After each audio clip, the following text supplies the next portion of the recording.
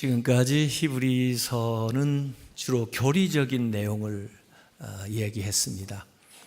그래서 구약의 희생 제사, 또 제물, 또 제사장 성막이 어떻게 예수님에게서 또 예수님의 십자가 사건을 통해서 이루어졌는가를 설명하면서 예수님이야말로 더 큰 제사장이시고 또 예수님이 드리신 그 제사야말로 더 완벽한 그런 제사였다고 하는 것들을 설명을 했습니다.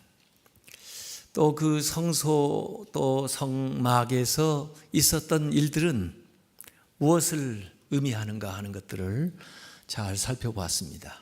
근데 오늘 이제 히브리서 10장 19절부터 그 교리적인 것이 어떻게 실제 생활 신앙으로 실천적으로 성도들의 삶에서 나타나야 되는가 하는 것들을 얘기를 하고 있습니다. 우선 성막, 지성소에 대한 관심들이 많이 있는데 사실 지성소에 나아간다는 것은 참 어려운 일이고 두려운 일입니다. 보통 이방인들은 그 성막에 들어가지도 못하고 유대인이라 해도 성막 들어가서 그 뜰에 머무를 정도고 제사장만 성소에 들어갈 수가 있는데 그 물두멍에서 자신을 정결케 하고 성소에 들어갑니다. 그리고 지성소는 대제사장이 그것도 1년에 한 번 대속죄일에만 제물의 피를 의지해 가지고 지성소에 갈 수 있어요. 그러니까 구약의 그 성막은 가는 곳마다 사람들을 구분해 놓고 가는 곳마다 마치 출입금지라고 팻말이 써 있는 것 같아요. 이방인은 성막 밖에까지, 유대인은 성막 안에, 제사장은 성소까지, 대제사장은 1년에 딱 한 번만 지성소에 갈 수 있는 거예요. 그래서 신비스러운 곳이기도 하고 두려운 것이기도 하고 범접할 수 없는 그런 장소가 이 성막입니다. 그렇게 1500년 동안 내려온 거예요. 그런데 오늘 이 예수 그리스도를 통해서 우리에게 들려주시는 말씀은 우리가 그 신비에 쌓여 있는 곳, 그렇게 곳마다 출입금지라고 쓰여 있는 것과 같은 그런 장소에 들어갈 수 있다는 것입니다. 더 가까이, 아니 이 세상에 있는 그 지성소뿐만 아니라 더 나아가 하나님의 보좌까지 갈 수 있다는 거예요. 또 가야 된다는 거예요. 무엇을 가지고 어떻게 감히 우리가 그곳에 갈 수 있을까? 사실 구약 미가서에도 미가 선지자는 그런 고민을 한 적이 있어요. 아마 성령께서 그런 생각을 주었던 것 같아요. 미가서 6장 6, 7절에 보면은 내가 무엇을 가지고 여호와 앞에 나아가며 높으신 하나님께 경배할까? 내가 번제물로 1년 된 송아지를 가지고 그 앞에 나아갈까? 여호와께서 천천의 숫양이나 만만의 강물 같은 기름을 기뻐하실까? 내 허물을 위하여 내 맏아들을 내 영혼의 죄로 말미암아 내 몸의 열매를 드릴까? 스스로 자문하는 거예요. 점증법적으로 하나님이 순양을 원할까? 많은 피를 원할까? 아니야. 더 귀한 걸 원하시겠지. 그러면 내 자식 중에 제일 귀한 아들, 맏아들을 드리는 걸 기뻐하실까? 아니야. 나 자신을 제물로 삼을까? 아니야. 어떤 것으로도 하나님 앞에 나아갈 수가 없어요. 어떤 것으로도 자신 있게 당당하게 하나님 앞에 설 수가 없어요. 그렇게 고민하는 중에 미가서 6장 8절에 하나님의 음성이 그에게 들립니다. 사람아, 주께서 선한 것이 무엇임을 너에게 보이셨나니 여호와께서 너에게 구하시는 것은 오직 정의를 행하며 인자를 사랑하며 겸손하게 내 하나님과 함께 행하는 것이 아니냐. 밖에 있는 어떤 것보다 내면을 원하시는데 하나님이 원하시는 삶, 또 겸손하게 하나님과 함께 하고자 하는 그런 마음을 원하신다라고 하는 것이 이 미가서가 들었던 음성이에요. 그런데 오늘 히브리서 기자는 더 분명하게 우리에게 그 길을 가르쳐주고 있습니다. 그것이 19절입니다. 그러므로 형제들아, 우리가 예수의 피를 힘입어 성소에 들어갈 담력을 얻었나니. 하나님께 나아가야 되고 하나님 우리를 초청하시는데 뭘 가지고 어떻게 나갈 수가 있나? 예수의 피를 힘입어 나아간다는 거예요. 예수 그리스도의 피가 우리를 하나님 앞에 세울 수 있는 그런 자격과 권한을 부여한다는 거예요. 제가 얼마 전에 CBS 그 법인 이사가 됐어요. 그랬더니 저한테 우편으로 무슨 카드가 하나 왔는데 보니까 거기에 제 얼굴이 있고 그 다음에 거기 용도가 쓰여 있어요. 이 카드 가지고 목동에 있는 그 CBS 방송국에 자동차 주차하면 그냥 무료예요. 그 카드가 아마 인식을 하는지 카드를 인식하는지 그냥 출입하는데 자유예요. 또 방송국에는 들어가지 못하는 지역들이 많이 있잖아요. 근데 그 카드를 갖다 대면은 문이 자동적으로 열려요. 그 들어갈 수가 있는 거예요. 여기 성소에 들어갈 담력을 얻었다. 담력이라는 뜻이 영어로 말하면 authorization인데 권한을 부여했다는 거예요. 예. 그래서 예수의 피를 갖다 들여다 대면 문이 열리는 거예요. 성소뿐 아니라 지성소뿐 아니라 하나님의 보좌까지 올라갈 수 있는 권한을 우리에게 주셨다는 것이죠. 그러니까 예수의 피가 길이에요, 길. 그래서 오늘 20절에 그 길은 우리를 위하여 휘장 가운데로, 성소와 지성소를 나누었던 그 휘장을 생각해 보시고 예수님이 십자가에 못 박혀 돌아가실 때 그 휘장이 위로부터 아래로 찢어져서 문이 열렸던 걸 생각을 해보세요. 휘장 가운데로 열어놓으신 새로운 살 길이요, 휘장은 곧 그의 육체니라. 새로운 길이에요. 왜 새로운 길을 내죠? 과거에 돌아가고 불편하고 그렇기 때문에 새 길을 내는 거예요. 이 새로운 길인데, 새로운 길인데, 없었던 길인데, the way, 유일한 길인데 그 길이 살 길이라고 그랬어요. 생명으로 가는 길이라 그 말이에요. 죽음으로 가는 길도 있어요, 세상에는요. 그런데 예수 그리스도께서 그 피로 열어놓으신 그 길은 새로운 길일 뿐만 아니라 살 길, 생명의 길로 우리를 인도해 주셨다는 거예요. 예수 그리스도의 십자가의 희생을 통해서 우리가 이러한 특권을 얻게 되었다는 거죠.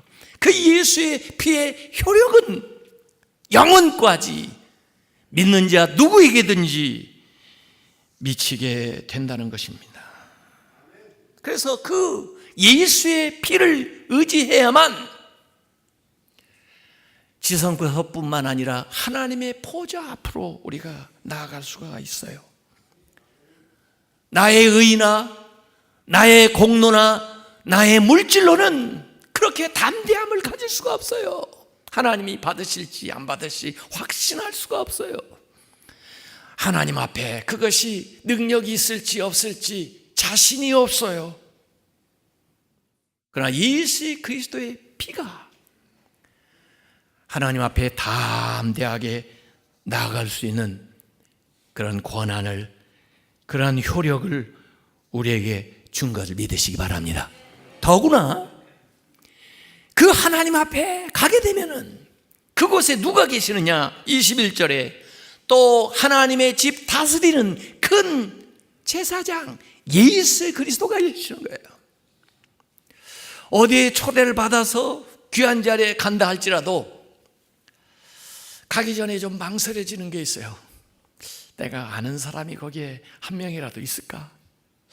또 가서 좀 어색하지 않을까? 진짜 내가 오라고 그랬지만 그곳에 가면 환영받을 수 있을까? 이런 생각을 하기 마련이에요.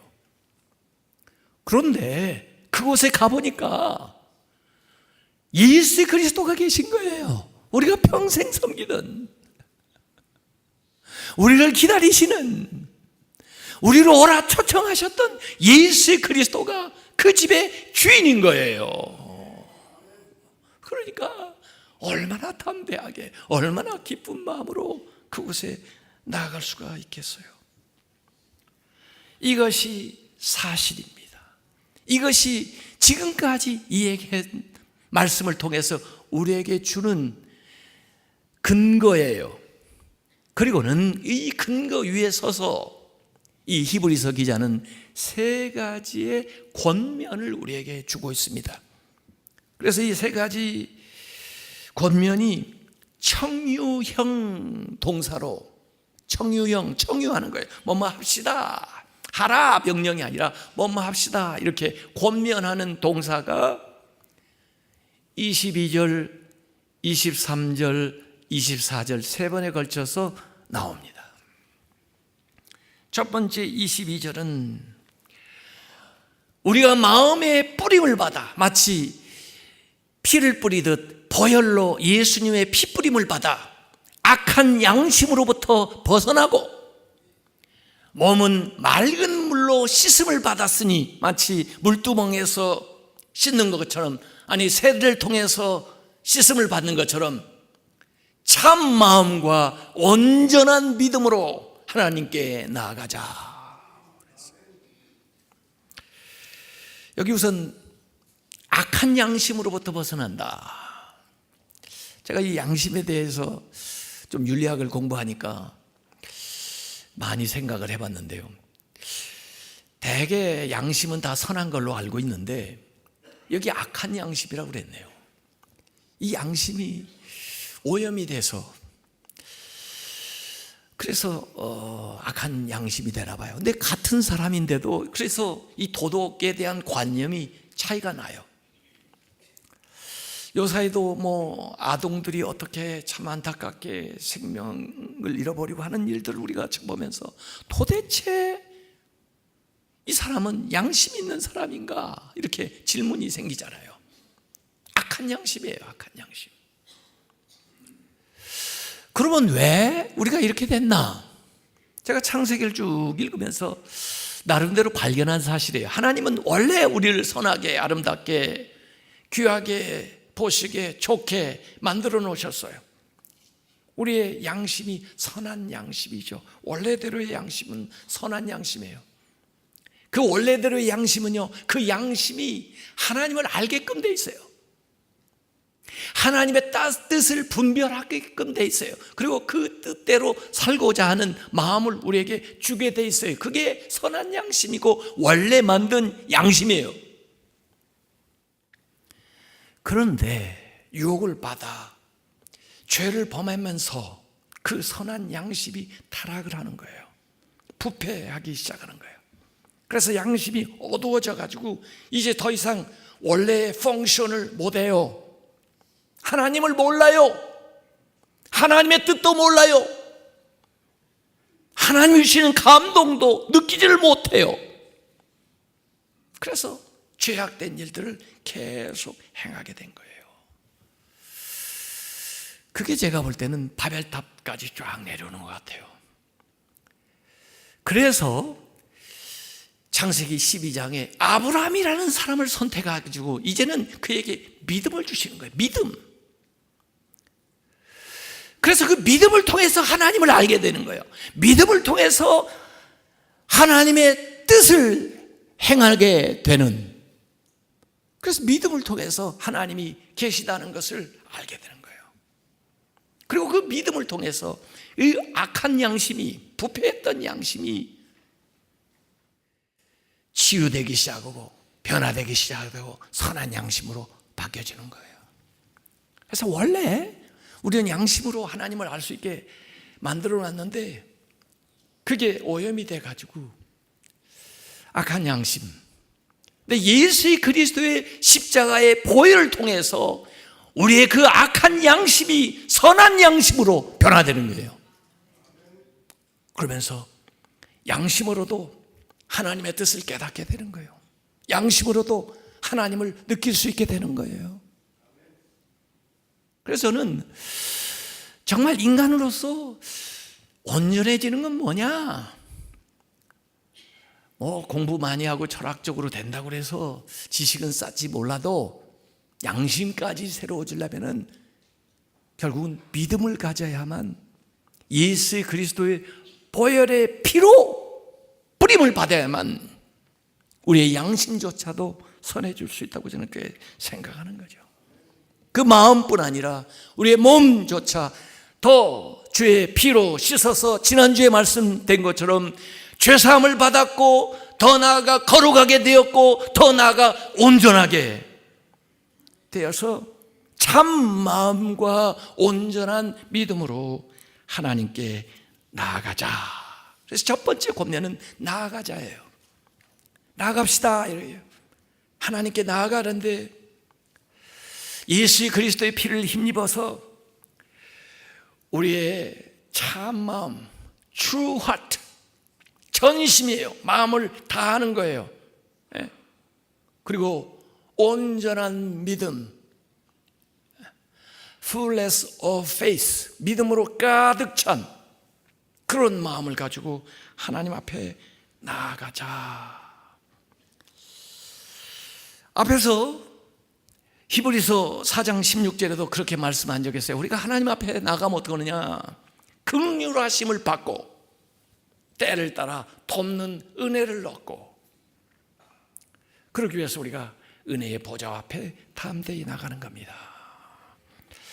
하나님의 보좌 앞에 나가면 심판을 받는 게 아니고 두려운 게 아니고 은혜를 받는 걸 믿으시기 바랍니다. 긍휼하심을 받는 걸 믿으시기 바랍니다. 은혜라고 하는 것은 받을 자격이 없는데도 주는 거예요. 긍휼하심은 받아 마땅한 것을 면해주는 거예요. 심판을 면해주는 거예요. 그래서 이전에 1500년 동안 성막에 나아가면서도 확신할 수 없고 두려웠던 이 모든 것이 예수 그리스도의 보혈을 통해서 우리에게 마련한 그 길로 하나님의 보좌 앞에 담대히 나가는데, 하나님이 주신 은혜와 긍휼을 확신하면서 나아가는 길이 된다는 것입니다. 주님이 주신 특권을 활용하세요. 성막 바깥에만 머무르지 마시고 머뭇머뭇하지 마시고 예수 그리스도의 보혈의 공로를 의지해서 주님 앞에 담대히 나아가십시오. 그곳에서 주님께서 날마다 우리에게 은혜를 주시고 우리를 긍휼히 여겨주시는 것을 믿으시기를 바랍니다. 이것이 믿음의 여정이에요. 이것이 믿음 생활이에요.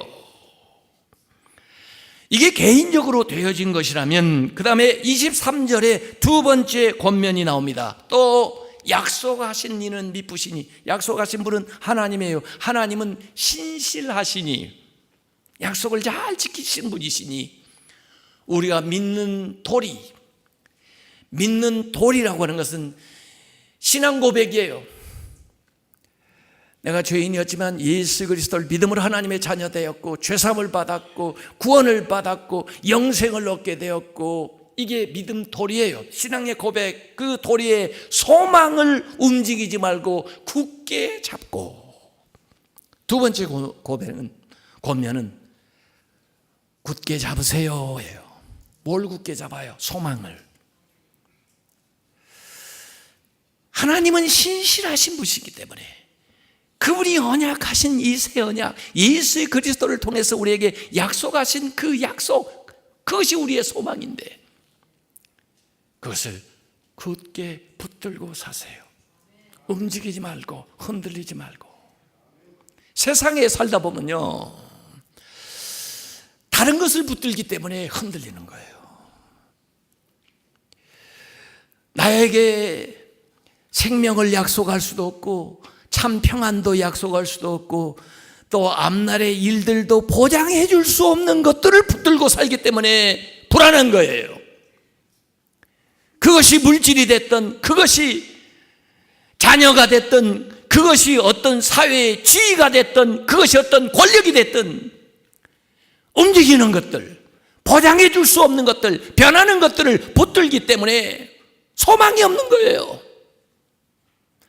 신실하신 분, 그 약속, 그곳에 소망을 두고 그것을 굳건하게 붙들고 살아갈 때 흔들림 없는 인생을 살아가는 것을 믿으시기 바랍니다.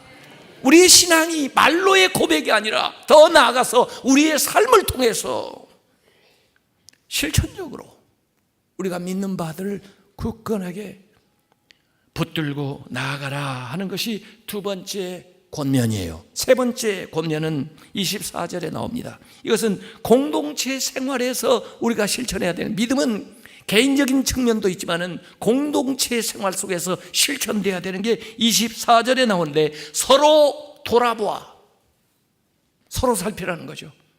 사랑과 선행을 격려해라. 서로 격려하세요.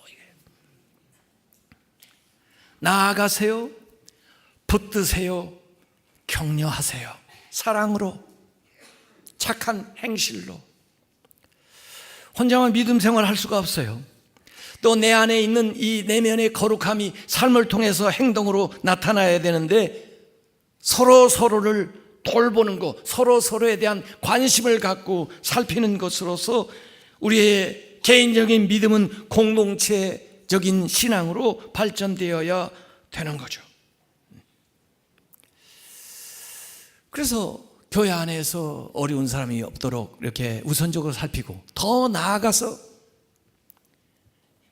교회가 대사회적인 역할을 해야 돼요. 이 사회에 소외된 사람, 이 사회에서 어렵게 사는 사람, 이 사회에서 자기 권리를 누리지 못하는 그런 사람들을 우리가 사랑으로 돌보고, 또 선행으로 그들에게 자비를 베풀고, 또 그들이 힘을 얻을 수 있도록 구제를 하고, 그렇게 해서 이 세상에서 존재하는 교회로서의 사명을 잘 감당해 나가야 된다 하는 것이 이 세 번째 권면의 말씀이에요. 근데 이 세 가지 권면의 말씀을 가만히 살펴보니까 22절에서는 믿음을 얘기했어요. 23절에서는 소망을 얘기하고 있어요. 24절에서는 뭘 얘기할까요? 사랑을 얘기하고 있어요. 믿음, 소망, 사랑, 이 기독교의 세 가지 덕목이죠. 믿음으로 나아가세요, 소망을 붙드세요, 사랑으로 격려하세요, 이런 것들이죠. 이게요, 사실 성경에 자주 등장을 해요. 특별히요, 이 히브리서가 누가 썼느냐 이런 논란이 많은데, 저는 제 마음의 심정에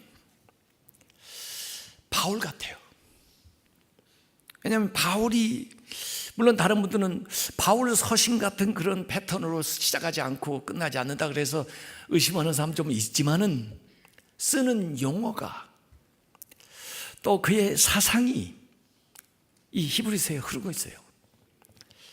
특별히 믿음, 소망, 사랑, 이 세 가지의 덕목을 고린도전서 13장 13절에도 얘기했었고, 예배서서 1장 15절에서 18절에도 얘기했었고, 골로새서 1장 3절에서 6절까지도 얘기했고, 데살로니가전서 1장 2절 3절에도 얘기했고, 데살로니가 후서 1장 3, 4절에도 얘기했었는데, 여기 히브리서 10장 22절, 23절, 24절에 얘기를 하고 있거든요.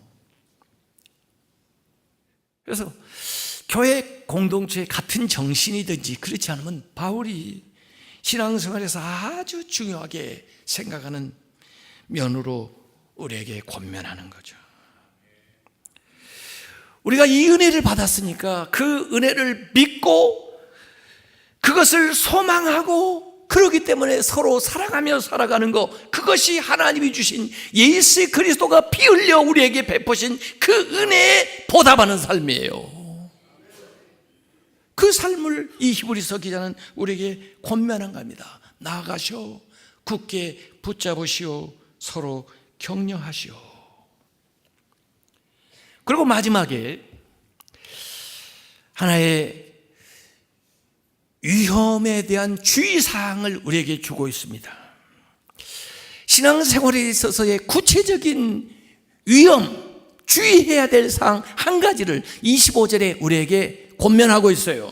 그 25절에 모이기를 패하는 어떤 사람들의 습관과 같이 하지 말고 오직 서로 권면해서 그날 주님이 재림하시는 날이 가까움을 볼수록 더욱 그리하자는 것은 더욱 열심히 모이자는 거예요. 성도들의 모임에 대한 강조를 하고 있는 겁니다. 신앙생활을 우리가 유지하는데 혼자 하나님을 잘 믿는 것 같아도요, 이 교회 안에서의 사귐이 없다면, 서로 격려하고 돌보지 못한다면 그 믿음이 얼마나 가겠어요? 어떻게 그 믿음을 유지해 나가겠어요? 그러니까 여기 권면하고 있는 거예요. 원래 그 성막이 타버나클, 거기가 무슨 거룩한 장소이기도 하지만 다른 대목에서는 회막이라고 표현한 적도 있어요. 성막, 거룩한 장소, 또 회막이라고 표현하는데, 회막이라는 뜻은 미팅 플레이스예요. 만나는 장소라고요. 뭐이 만나요? 하나님과 우리가 만나요. 제사를 통해서. 또 우리가 우리끼리 만나요. 그래서 거기서 속죄 제사만 드리는 게 아니고 화목 제사도 드리는데, 이 화목 제사는 하나님께만 드리는 게 아니고 그 제물을 같이 나누어 먹어요. 그 안에서 코이노니아가 이루어지는 거죠. 그러니까 예수 그리스도는 우리를 위해서 속죄의 제물이 될 뿐만 아니라 우리를 위해서 우리가 그리스도 안에서 하나님과 교제하고 우리가 서로 사귈 수 있게 만든 거죠. 그래서 그리스도 안에서 모이는 것을 힘써야 된다는 거예요.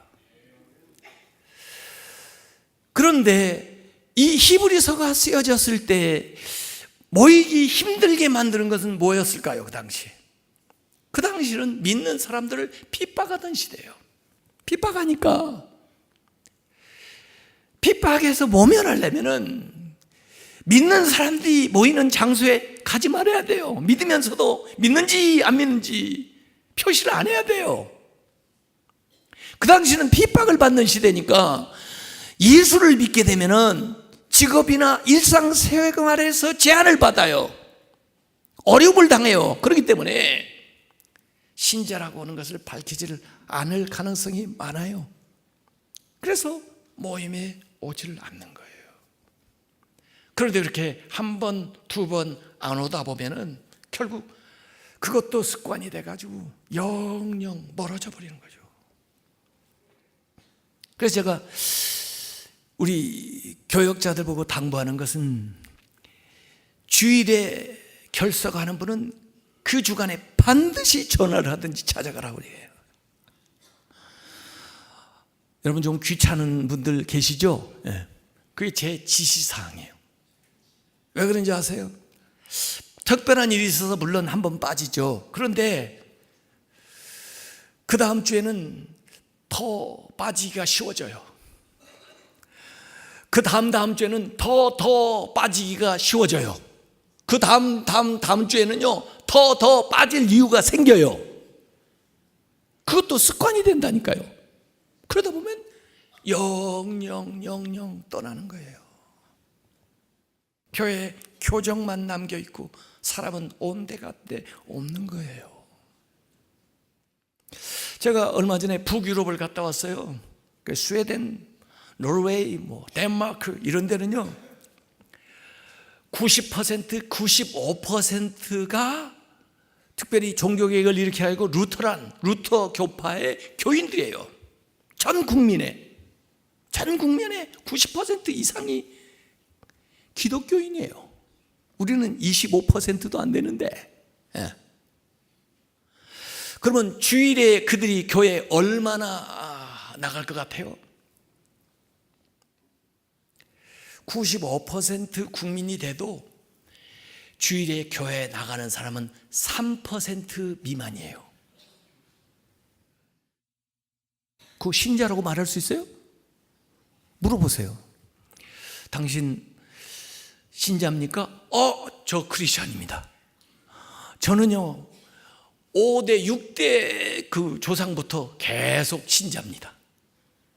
저 죽으면요 천국 갑니다. 그러면 교회는 몇 번 나가시나요? 글쎄요, 금년에 한 번도 못 갔는데요. 1년에 한두 번 갈까 말까 하는데요. 아마 제가 죽으면 반드시 교회에서 장례는 지내줄 겁니다. 왜냐하면요 제가 교회는 못 가도 헌금은 꼬박꼬박 보내고 있거든요. 그런 실정이에요. 한국도요 지금 교회 안 나가 가난한 신자가 많아지고 있어요. 어떤 분들은 지금 통계를 냈는데 한국 그리스도인 중에 신자라고 하는 사람 중에 20%만 교회를 출석한다는 것입니다. 지난주에 교회를 가셨습니까? 20%만 교회를 가신 거예요. 그러고도 신자라고 얘기를 하는 거예요. 그래서 교인들을 물어볼 때요 그 교인 몇 명이가 이렇게 물어보는데요 대답하기가 곤란해요. 왜냐하면 교족부에 있는 교인은 많거든요. 그러나 주일에 출석하는 교인은 또 적거든요. 그럼 주일에 출석하는 교인만 교인입니까? 교족부에 있는 분들이 교인입니까? 그러니까 뭐라고 대답하기가 곤란해요. 그래서 출석은 몇 명이고요 재적은 얼마예요? 이렇게 얘기를 해요. 왜 우리나라는 이렇게 모이는 게 힘듭니까? 우선요 바빠서 못 모입니다. 바빠요. 다 일이 있어요. 근데 왜 바쁘다고 교회를 못 나오신지 압니까? 우선순위가 잘못됐어요. 만약에 아무리 바빠도 하나님께 예배드리는 시간을 우선으로 알았다면, 하나님과의 관계를 우선으로 알았다면 다른 것들이 시간 없어서 못할 일이 될지 모르겠어요. 그런데 우선순위에서 쭉 밀려있기 때문에, 하나님은 마지막이기 때문에 시간이 나면 하고 시간이 없으면 못하는 거예요. 바빠서 못해요. 왜 주일에 못 모이는지 아십니까? 욕심 때문이에요. 오늘 나가서 일을 하면 얼마를 버는데, 오늘 가게를 열면 얼마가 들어오는데, 욕심 때문에. 그것 때문에 시험을 당하는 거예요. 그 욕심을 버리지 못해서 못 오는 겁니다. 왜 못 오시는지 압니까? 게을러서 못 옵니다. 지금도 자는 사람이 있을 거예요. 아마 교회 와서 자는 건 괜찮고 아직도 일어나지를 못해가지고 요새 말이에요, 밤새도록 2-3시까지 뭘 하는지, 그러고는 한 4시나 돼가지고 잠자리에 드는데 지금까지도 못 일어나는 거예요. 그래서 못 나오는 겁니다. 그래서 모이기를 패하는 거예요. 그것도 습관이라고. 그래서 영영 하나님 앞에 더 가까이 나가야 되는데 나가지를 못하고 살아가는 거예요. 그래서 열심히 모이라고 여기 권면하고 있는 거예요. 주일도 모여야 되지만은 저녁에도 모여야 되고 구역도 모여야 되고 세상 살아가는 거하고 예배드리는 거하고 비교해 보세요. 그래도 세상살이가 더 많아요. 어디에서 더 영향을 받겠어요? 모이려면 서로 권면해야 돼요. 서로 열심히 모이도록. 그래서 우리 교회의 모임이 하늘나라의 모형이 돼야 돼요. 하늘나라를 보여줄 수 있는 모임이 돼야 되는데 주님의 가까움을 볼수록 더 열심히 하라고 해요. 어제보다 오늘이 주님이 오실 때가 더 가까워졌어요. 오늘보다 내일이 다음 주가 주님 오실 날에 더 가까이 간다고요. 우리가 믿음 생활 더 열심히 하다가 주님을 맞이해야 되지 믿음이 떨어지다가 주님을 맞이하면 되겠어요? 하나님께 더 가까이 나아가자. 이전에 나가고 싶어도 두려워서 나갈 수가 없었고 자기는 감히 거기에 갈 수 없는 신분이라 나가지를 못했는데 예수 그리스도의 보혈로 담대히 나갈 수 있는 그런 길을 우리에게 열어주셨고 또 우리를 초청하시면서 언제라도 주님의 보좌 앞에 나와서 은혜와 긍휼 하심을 힘입게 되었는데 우리가 나가지 않는다는 건 문제가 많아요. 오늘 이 말씀대로 순종해서 하나님의 은혜와 축복을 누리시기를 주님의 이름으로 축원합니다.